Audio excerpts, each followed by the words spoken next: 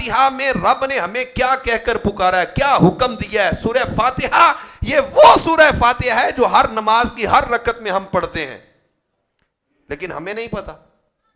ہمیں نہیں پتا سبحانک اللہم و بحمدک و تبارک اسمک و تعالی جدک و لا الہ غیرک. رب نے اس میں کیا فرمایا ہے؟ الحمدللہ رب العالمین الرحمن الرحیم مالک یوم الدین ایاک نعبد و ایاک نستعین. اس میں رب کیا فرما رہا ہے؟ او نہیں جی میں ان پڑھ.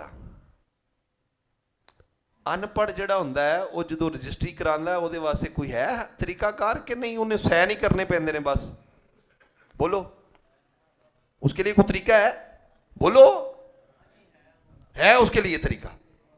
وہ انگوٹھا لگا لے گا. لیکن دین کی جب باری آتی ہے, جب دین سیکھنے کی باری آتی ہے, جب نماز کی باری آتی ہے, جب نماز سیکھنے کی باری آتی ہے, تو ہم یہ عذر پیش کرتے ہیں ہم پڑھے لکھے نہیں ہیں. بھائی نکاح ہو گیا بغیر پڑھے لکھے ہو گیا, ہو گیا جی. بچے ہو گئے نے, ہاں جی ہو گئے نے جی. بچے ویاہ لینے, جی ویاہ لینے جی. بغیر پڑھے لکھے ویاہ لینے, جی ویاہ لیتے نے جی. وہ دنیا کا تو سارا کام کر رہا ہے اور دین کے لیے تیری یہ عذر ہے یہ کہ میں پڑھا لکھا نہیں ہوں جی.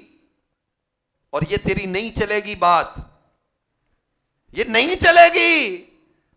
قیامت والے دن جو سب سے پہلا سوال ہے وہ تو نماز کا سوال ہے بھائی. نماز کے بارے میں پوچھ گچھ ہے.